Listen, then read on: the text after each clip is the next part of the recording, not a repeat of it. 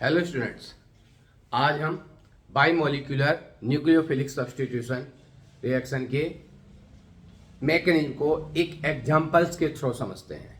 ठीक है, तो उस एग्जांपल में हम देखते हैं कि अगर हमारे पास NBuBr, N means normal, BuBr normal means जब नंबर ऑफ कार्बन एटम एक स्टेट चेन में प्रेजेंट होते हैं तो हम उसके लिए लॉन्ग स्टेट चेन के लिए हम यूज करते हैं प्रीफिक्स नॉर्मल, स्मॉल एन।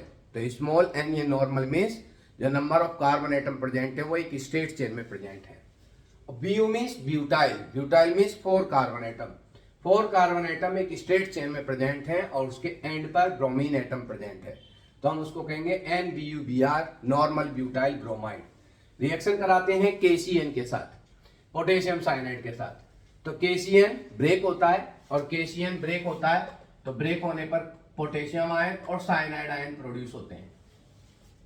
तो ये जो हमारे पास साइनाइड आयन है, इस साइनाइड आयन पर lone pair of electron present है और due to presence of lone pair of electron cyanide ion हमारा न्यूक्लियोफाइल की तरह से काम करता है।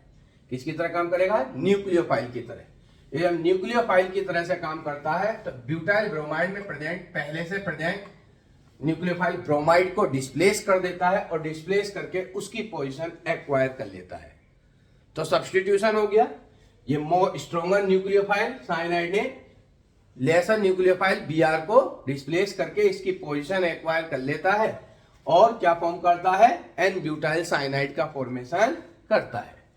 तो हमारे पास किसका एग्जांपल हो गया? क्योंकि न्यूक्लियोफाइल ने पहले से प्रेजेंट न्यूक्लियोफाइल को सब्स्टिट्यूट करके न्यू कंपाउंड ब्यूटाइल साइनाइड बनाता है। तो हमारे पास एग्जांपल है किसका? न्यूक्लियोफिलिक सब्स्टिट्यूशन का। तो न्यूक्लियोफिलिक सब्स्टिट्यूशन का एग्जांपल है और हम इसकी मैकेनिज्म देखें तो मैकेनिज्म देखते हैं। तो न्यूक्लियोफिलिक सब्स्टिट्यूशन मैकेनिज्म 2 टाइप की होती हैं, एक यूनिमोलिक्यूलर न्यूक्लियोफिलिक सब्स्टिट्यूशन और एक बाइमोलिक्यूलर न्यूक्लियोफिलिक सब्स्टिट्यूशन।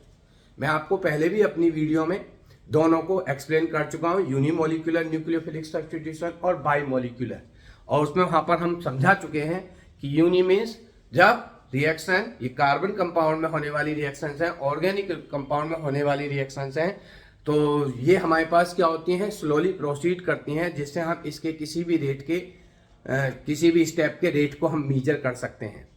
तो स्लो स्टेप में अगर एक सिंगल मॉलिक्यूल भाग ले रहा है तो वो यूनिमोलिक्यूलर रिएक्शन कहलाती है, और स्लो स्टेप में अगर 2 मॉलिक्यूलर स्पीसीज भाग ले रही हैं तो वो बाइमोलिक्यूलर रिएक्शन कहलाती है।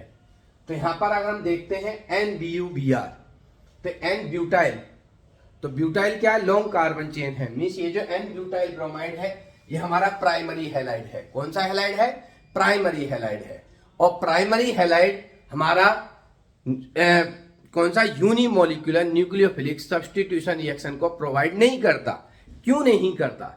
क्योंकि यूनिमोलिक्यूलर न्यूक्लियोफिलिक सब्स्टिट्यूशन देने के लिए क्या जरूरी है कि यूनिमोलिक्यूलर न्यूक्लियोफिलिक सब्स्टिट्यूशन में कार्बोकैटायन का फॉर्मेशन होता है। कार्बोकैटायन का फॉर्मेशन होगा तो कार्बोकैटायन फॉर्मेशन में कौन सा कार्बोकैटायन फास्टली रिएक्ट करेगा?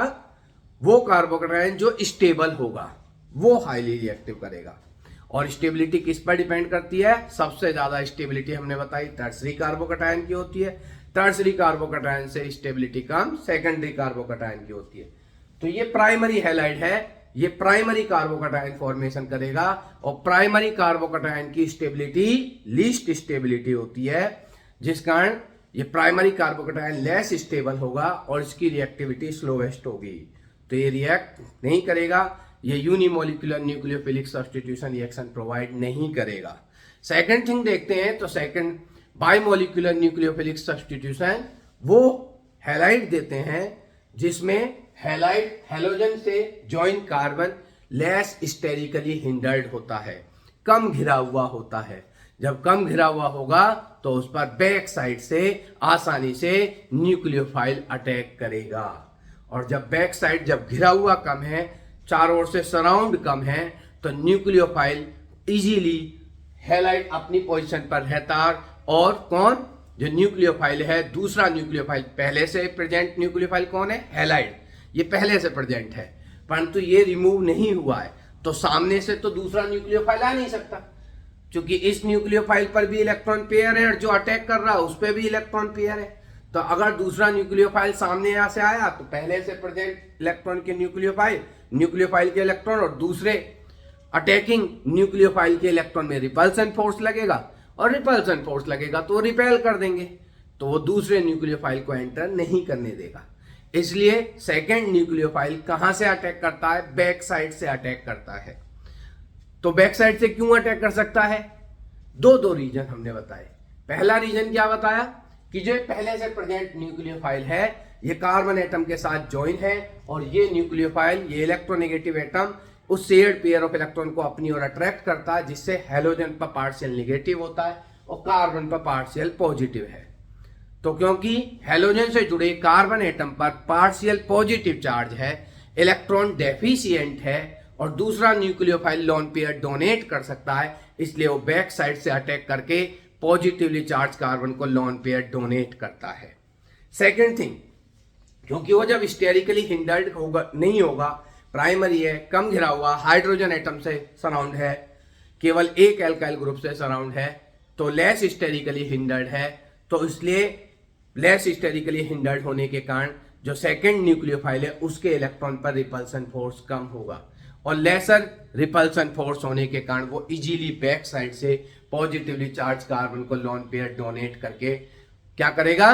ट्रांजिशन स्टेट का, अनस्टेबल ट्रांजिशन स्टेट का फॉर्मेशन कर लेता है। और फिर वो अनस्टेबल ट्रांजिशन स्टेट में हमने आपको बताया कि कार्बन एटम के साथ 5-5 ग्रुप जुड़ जाते हैं जो अनस्टेबल बनाते हैं।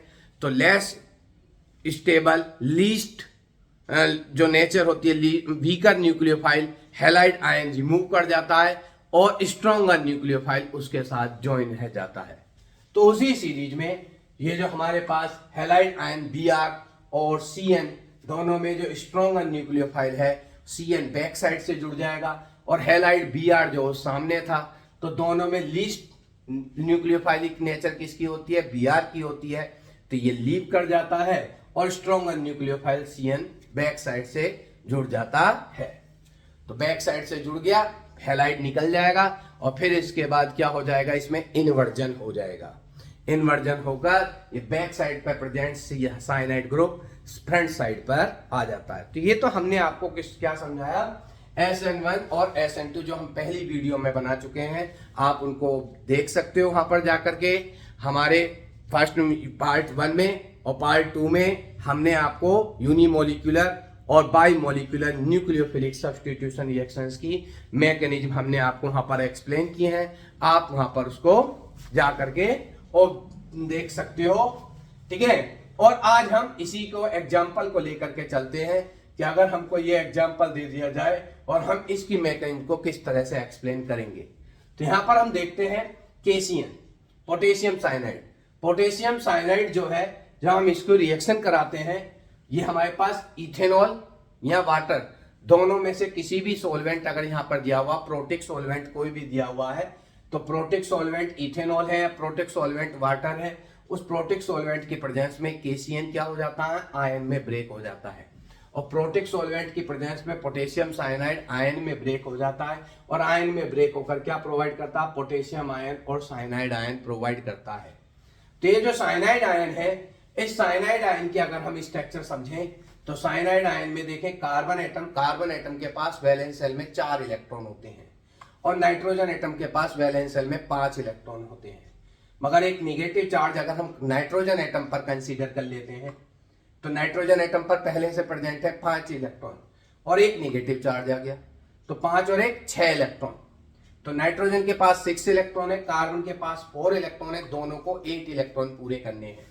तो नाइट्रोजन के पास 6 है और 8 करने हैं, तो नाइट्रोजन को 2 इलेक्ट्रॉन रिक्वायर है। नाइट्रोजन को केवल 2 इलेक्ट्रॉन रिक्वायर है ऑक्टेट पूरा करने के लिए, तो इसलिए कार्बन और नाइट्रोजन 2-2 इलेक्ट्रॉन की शेयरिंग कर लेते हैं। 6 में से 2 इलेक्ट्रॉन नाइट्रोजन देगा और 4 में से 2 इलेक्ट्रॉन कार्बन देगा, और 2-2 इलेक्ट्रॉन की शेयरिंग करके नाइट्रोजन का ऑक्टेट कंप्लीट हो जाता है। कार्बन के पास 4 थे, 2 शेयरिंग हो गई, तो कार्बन के पास रह गए केवल 6। कार्बन का ऑक्टेट कंप्लीट नहीं हुआ, तो कार्बन का ऑक्टेट कंप्लीट कराने के लिए नाइट्रोजन अपना एक लोन पेयर डोनेट कर देता है कार्बन को। तो एक लोन पेयर डोनेट कर दिया और कोऑर्डिनेट बॉन्ड से दिखाया, तो इस तरह से कार्बन के पास 4 इलेक्ट्रॉन थे, नाइट्रोजन के पास 6 इलेक्ट्रॉन थे। नाइट्रोजन को ऑक्टेट पूरा करने के लिए 2 इलेक्ट्रॉन की जरूरत थी, कार्बन को 4 इलेक्ट्रॉन चाहिए।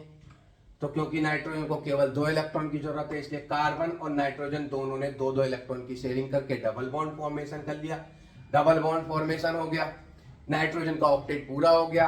कार्बन को अभी ऑक्टेट पूरा करने के लिए 2 इलेक्ट्रॉन की जरूरत है, तो नाइट्रोजन अपना लोन पेयर डोनेट करके कार्बन का ऑक्टेट पूरा कर देता है।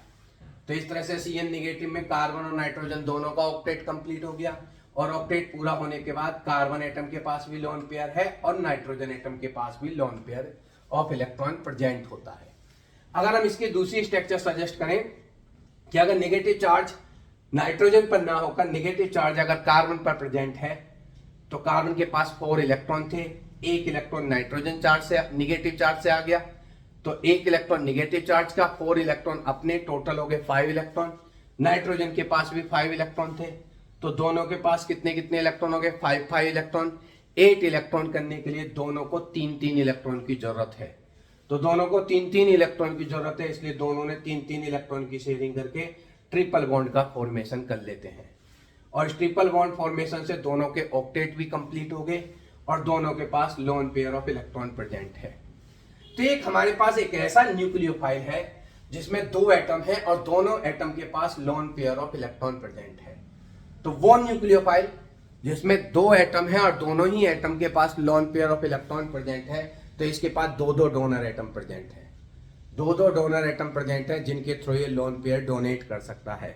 तो इसलिए हम इस न्यूक्लियोफाइल को कहेंगे एम्बीडेंट न्यूक्लियोफाइल। तो cyanide ion Cn negative ion ambident nucleophile है। क्यों? क्योंकि साइनाइड आयन में 2 एटम है और दोनों ही एटम के पास lone pair of electron present है, तो दोनों ही एटम इसमें डोनर एटम की तरह से वर्क करते हैं। ऐसे न्यूक्लियोफाइल को हम एम्बीडेंट न्यूक्लियोफाइल कहेंगे। अब प्रॉब्लम इसके बाद यह आती है कि दोनों ही एटम जब डोनर एटम की तरह से वर्क कर सकते हैं, तो फिर कार्बन एटम हैलाइड को रिमूव करके कार्बन पर carbon atom lone pair donate करके बॉन्ड फॉर्मेशन करेगा, या हैलाइड आयन को रिमूव करके nitrogen atom lone pair donate करके नाइट्रोजन एटम कोऑर्डिनेट का bond formation, nitrogen atom bond formation करेगा। तो दोनों में से कार्बन और नाइट्रोजन में से कौन सा एटम डोनर एटम की तरह से वर्क करता है और कौन? अगर कार्बन एटम डोनर एटम की तरह से वर्क करेगा तब साइनाइड का फॉर्मेशन होगा, और अगर नाइट्रोजन एटम डोनर एटम की तरह से काम करेगा तो आइसोसाइनाइड का फॉर्मेशन होगा। तो अब यहां पर कि जब एन ब्यूटाइल ब्रोमाइड KCN के साथ रिएक्शन कराएंगे तो मेन प्रोडक्ट साइनाइड बनेगा या मेन प्रोडक्ट आइसोसाइनाइड बनेगा। अगर carbon atom lone pair donate करके बॉन्ड बनाता है तो साइनाइड बनता है, और nitrogen atom lone pair donate करके बॉन्ड बनाता है तो आइसोसाइनाइड बनता है। तो हमें यह देखना है कि वो साइनाइड बनेगा या आइसोसाइनाइड बनेगा।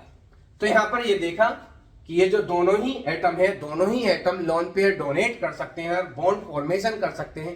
तो इन दोनों बॉन्ड फॉर्मेशन में जब कंपैरिजन किया गया कि अगर साइनाइड का carbon atom lone pair donate करके बॉन्ड बनाता है तो कार्बन कार्बन बॉन्ड बनता है, और अगर nitrogen atom lone pair donate करके बॉन्ड बनाता है तो कार्बन नाइट्रोजन बॉन्ड बनता है। मगर दोनों बॉन्डों को कंपेयर किया गया तो कार्बन कार्बन बॉन्ड जो होता है वो स्ट्रॉन्गर बॉन्ड है, कार्बन नाइट्रोजन बॉन्ड उसके कंपैरिजन में वीकर बॉन्ड है। तो अगर साइनाइड में कार्बन एटम हैलाइड को रिमूव करके कार्बन को लोन पेयर डोनेट करता है, कार्बन कार्बन बॉन्ड बनाता है, या हैलाइड को रिमूव करके nitrogen atom lone pair donate करता है और कार्बन नाइट्रोजन बॉन्ड बनाता है, तो दोनों बॉन्ड में कौन सा बॉन्ड स्ट्रॉन्ग है? कार्बन कार्बन बॉन्ड ज्यादा स्ट्रॉन्ग है कार्बन नाइट्रोजन बॉन्ड के कंपैरिजन में। इसलिए जो क्योंकि कार्बन कार्बन बॉन्ड ज्यादा स्ट्रॉन्ग है तो इसलिए मेन कंपाउंड क्या बनेगा? साइनाइड बनेगा। क्या बनेगा? साइनाइड बनेगा। Cn ग्रुप का, साइनाइड ग्रुप का carbon atom lone pair donate करेगा और कार्बन कार्बन बॉन्ड का फॉर्मेशन करेगा, क्योंकि ये स्ट्रॉन्गर बॉन्ड है। तो इसलिए यहां पर जब हमारे पास एन ब्यूटाइल ब्रोमाइड है और उस पर बैक साइड से न्यूक्लियोफाइल Cn निगेटिव अटैक करता है, तो अटैक करने के समय पर यहाँ पर कार्बन और हेलोजन के बीच में बॉन्ड ब्रेक होता है, और बॉन्ड ब्रेक यहाँ पर मीन्स पहले से ये न्यूक्लियोफाइल इसको लोन पेयर डोनेट करके बैक साइड पर ज्वाइन कर जाएगा। और अगर हम इसको देखें तो ये Cn निगेटिव हमारे पास ये रहा, और प्लस हम इसमें देखें तो ये Bu बी आर, और इस बी यू बी आर में इस पर पार्शियल नेगेटिव, यहाँ पर पार्शियल पॉजिटिव, तो ये loan pair of electron donate करके इसको बैक साइड से ट्रांजिशन स्टेट फॉर्मेशन करेगा, और ये ट्रांजिशन स्टेट फॉर्मेशन कर लेता है। और ट्रांजिशन स्टेट फॉर्मेशन के बाद इसमें ये हमारे पास ट्रांजिशन स्टेट का फॉर्मेशन हो गया, और इस ट्रांजिशन स्टेट ये अनस्टेबल हो गई। अनस्टेबल ट्रांजिशन स्टेट में बी आर वीकर न्यूक्लियोफाइल है, CN निगेटिव स्ट्रॉन्गर न्यूक्लियोफाइल है, तो स्ट्रॉन्गर न्यूक्लियोफाइल होने के कारण CN निगेटिव ज्वाइन रहेगा इसके साथ, और बी आर लीव कर जाएगा, और बी आर लीव करके ये हमारे पास ब्यूटाइल साइनाइड का फॉर्मेशन होगा। ब्यूटाइल साइनाइड, फिर इसमें इन्वर्जन होता है, और इन्वर्जन होने के कारण CN बैक साइड से फ्रंट साइड पर टर्न हो जाएगा और ब्यूटाइल साइनाइड का फॉर्मेशन करता है। तो ये हो गया। और यहां पर इसका ये जो स्लो स्टेप था, इस स्लो स्टेप में दो स्पीसीज भाग ले रहे हैं, ब्यूटाइल ब्रोमाइड और CN नेगेटिव दो स्पीसीज भाग ले रही हैं, तो इसलिए हम इसको by molecular nucleophilic substitution reaction कहेंगे। तो इस तरह से ये रिएक्शन प्रोसीड करती है। ब्यूटाइल ब्रोमाइड पर चार्ज का सेपरेशन होता है कार्बन और हेलोजन के बीच, हेलोजन पर पार्शियल नेगेटिव, कार्बन पर पार्शियल पॉजिटिव होता है, और CN नेगेटिव बैक साइड से लोन पेयर डोनेट करके ट्रांजिशन स्टेट फॉर्मेशन करता है, अनस्टेबल ट्रांजिशन स्टेट, जिसमें वीकर न्यूक्लियोफाइल लीव आउट कर जाता है, ब्यूटाइल साइनाइड बनता है, फिर इसमें वाल्डन इन्वर्जन के through cyanide group back side से फ्रंट साइड पर पहुंच जाता है, और ब्यूटाइल साइनाइड का फॉर्मेशन होता है। और क्योंकि स्लो स्टेप में दो मॉलिक्यूल भाग ले रहे हैं, इसलिए बाई मॉलिक्यूलर न्यूक्लियोफिलिक सब्स्टिट्यूशन का एग्जांपल है। तो मैं मानकर चलता हूं कि ये स्टेप, ये मैकेनिज्म आपको क्लियर हो गई होगी, और अगर ये बोर्ड में पूछी जाती है तो आप इसका अच्छे तरह से एग्जांपल दे पाएंगे। और भी जो मैकेनिज्म इसी से रिलेटेड है तो आप इसको इसी तरह से आप अच्छे से समझा पाएंगे। अगर इसी से रिलेटेड दूसरी भी मैकेनिज्म आती है तो आप उसको एक्सप्लेन कर पाएंगे। और अगर अभी आपको कोई डाउट है तो आप मुझको कमेंट बॉक्स में कमेंट कर सकते हैं। कोई भी आपको हेल्प चाहिए, दूसरी वीडियो चाहिए, तो आप मुझे कमेंट बॉक्स में कमेंट करके आप मुझसे क्वेरी कर बता सकते हैं कि इस पर वीडियो बनाऊं मैं। और मेरी वीडियो को समझ में आ रही है तो ज़्यादा से ज़्यादा लाइक कीजिए, ज़्यादा से ज़्यादा सब्सक्राइब कीजिए। मैं बार बार कह रहा हूँ कि अपने फ्रेंड्स के साथ शेयर कीजिए, ज़्यादा से ज़्यादा शेयर कीजिए, और आप भी सब्सक्राइब कीजिए, और दूसरे अपने फ्रेंड्सों को भी कहिए कि वो मुझे सब्सक्राइब करें। मेरे सब्सक्रिप्शन ज़्यादा से ज़्यादा बढ़ाने की कोशिश कीजिए, जिससे मैं और अच्छी से अच्छी वीडियो और बढ़िया से बढ़िया वीडियो आप लोगों के लिए तैयार करूं। Okay, thank you.